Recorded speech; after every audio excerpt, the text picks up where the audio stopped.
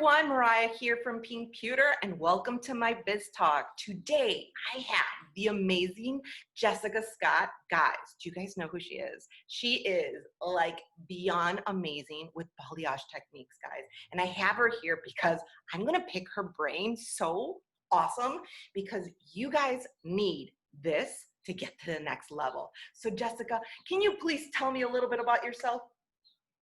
All right. Well, my name is Jessica Scott Santo. I go by professionally, as you all know, Jessica Scott here on Instagram. I am going to be 33 soon. I have 3 boys. I've been in the industry for about 13 years, and I had just opened my own salon about a year ago, and I am always looking for that next step and what's next in my career. So thank you so much for having me today. Yay! You guys, so I met Jessica when she had 700 followers. Yes. And now she has over 160,000 followers. Yes, guys. I think it's like 2 years that I've known her, and she has grown and blossomed so amazing. And she is, I mean, if you look on her Instagram page, which I'm going to write right here, she has the most beautiful techniques in color. And I just, like I said, I have people in here because I want to share a lot of knowledge and how people get to that next level. Now, Jessica, I want you to please tell me, who is your biggest influence and what inspires you? You know, when I first got into the Instagram world, before I was just posting, personal stuff, nothing crazy with hair or anything. And then I was seeing these big time artists, and I'm like, oh my God, 100,000 followers? That you're cheating. Like, there's no possible way that someone can have that much, because I just didn't know anything about it. So I was really diving into the whole Instagram world. I'm like, all right, I want to be that. How can I get to there? I want to keep going past what I can do and really push myself. And I think that's what was making me strive more in the career and seeing what's next in my career. So I think just Instagram and all the talent as a whole with a bunch of different artists. I mean, it doesn't have to be someone who has 200,000 followers. It could be someone who has 1,000 followers, but their whole aura of their page is so beautiful and inspiring. And I think I just wanted to kind of, okay, make connections like how I made a connection with you and everybody else. Like, how do I do that? And I just worked my butt off these past 2 years and kind of keep going forward in this industry, which I think just just everybody as a whole on Instagram was just very inspiring. Well, you definitely work your butt off. She posts 1, 2, 3 posts a day, and I'm like, oh my God, the interaction that she has like a lot of people that she inspires and that believe in her. Now, I want to ask you one question, and you could say whatever you want, but how do you seek opportunities? Like, how do you seek opportunities with brands, or how do you get more clients?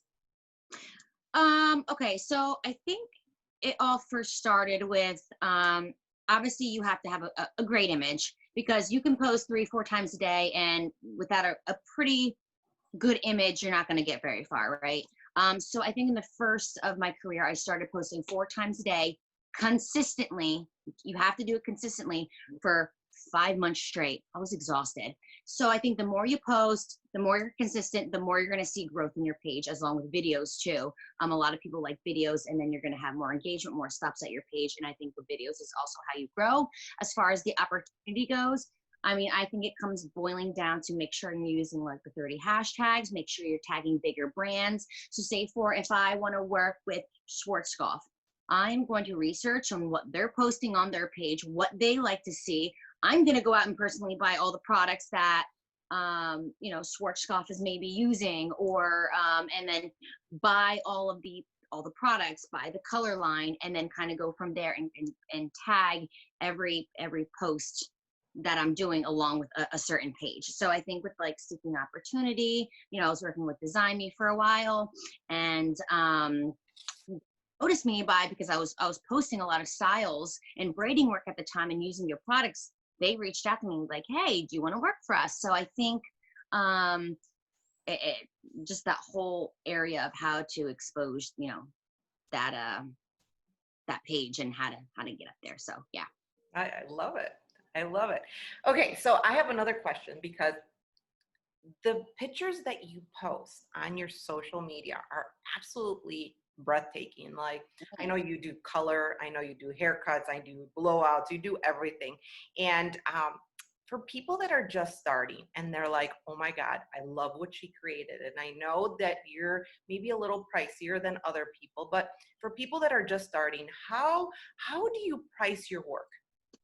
Okay, so I worked at a salon in Easton, Pennsylvania for this last year I had my own salon.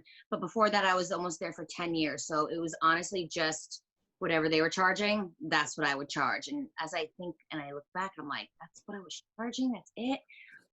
But I think color has come such a far way.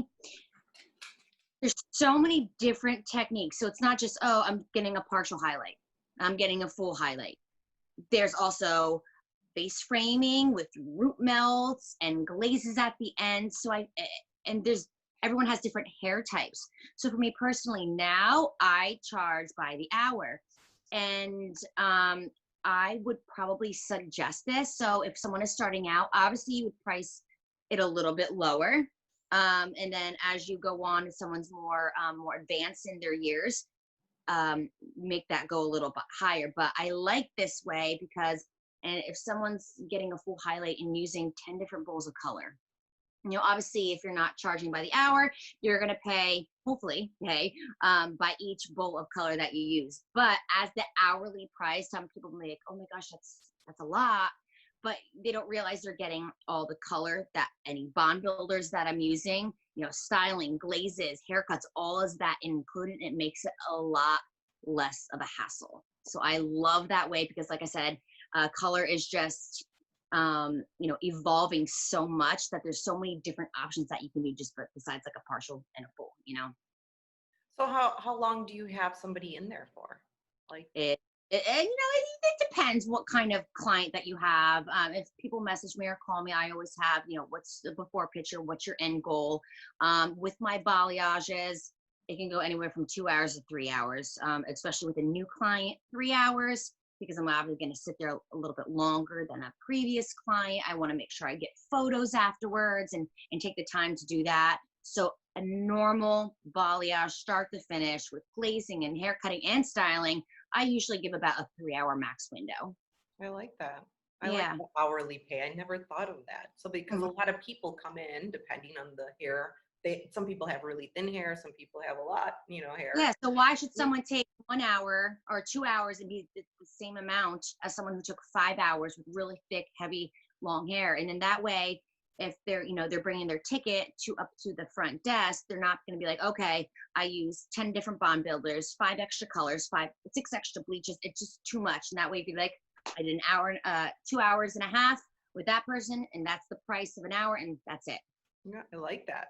I Yeah. like that.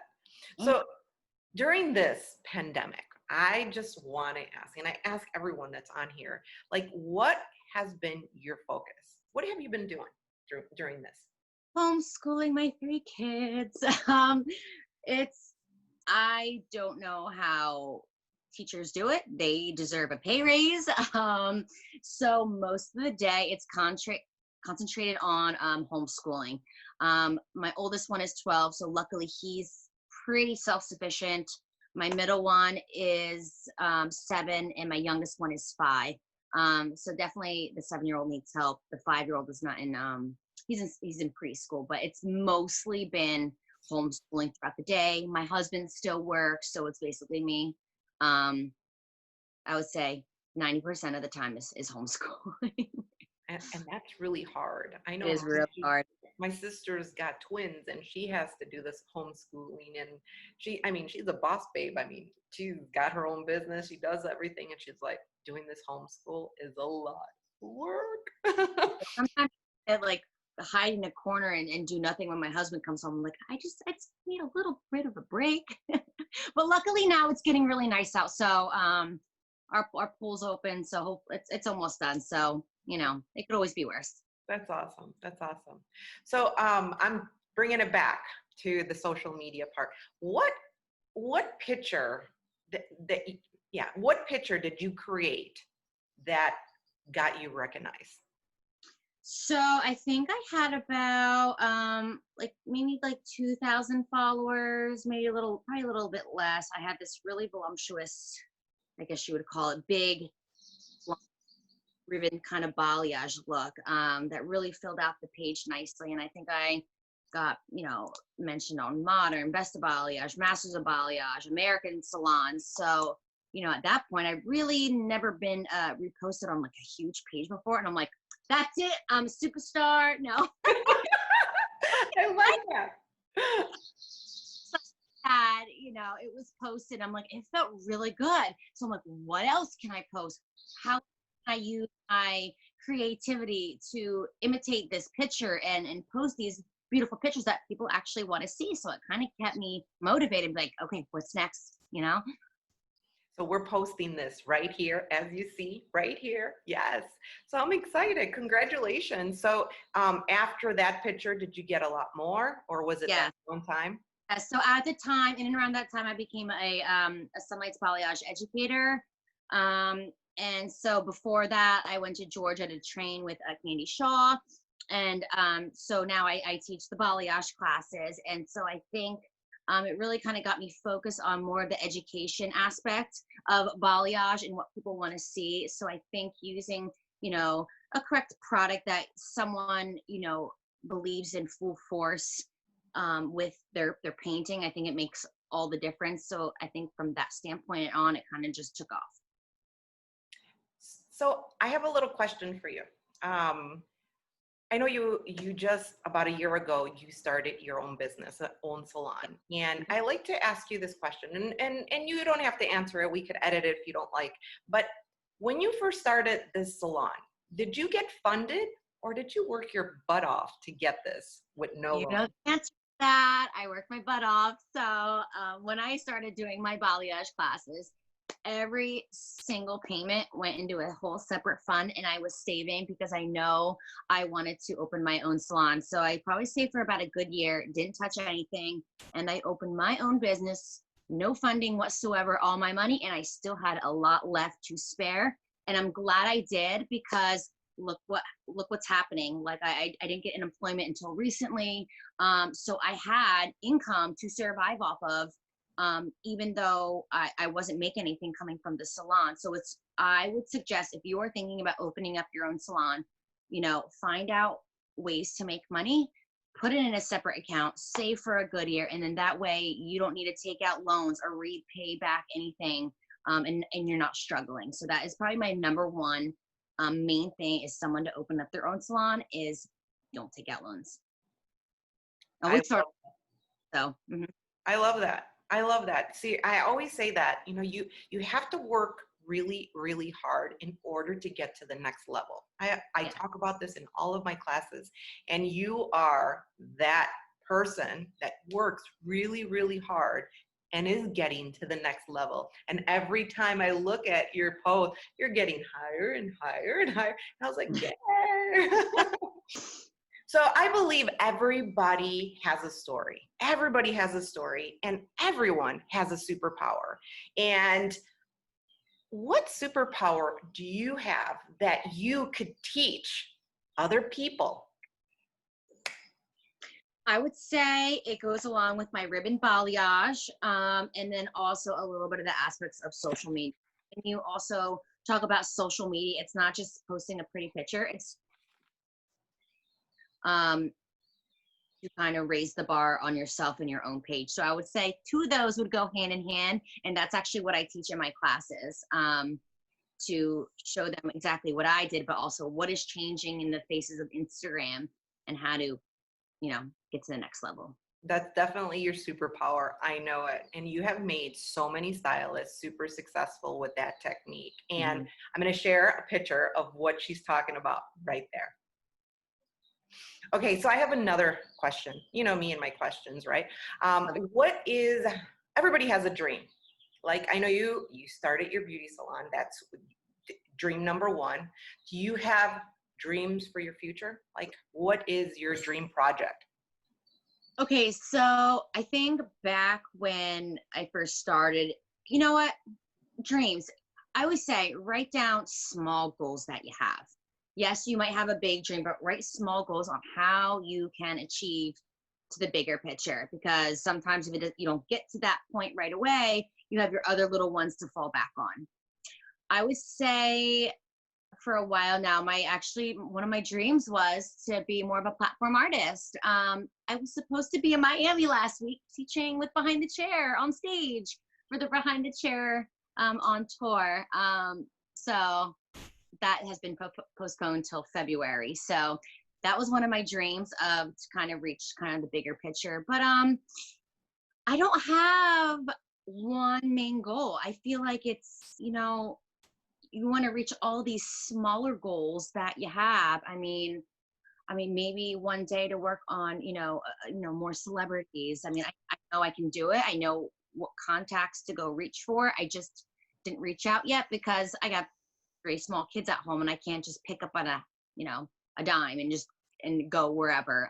But luckily I'm close to New York, so that's a possibility. But I feel like it's all reaching the small goals at first, and being successful in my balayage classes, and my Instagram. Of course, it's not everything, but keep reaching higher. The more followers you have, if that's what someone's goal is, to get higher on Instagram, because it might not be other people's goal, which that's totally fine.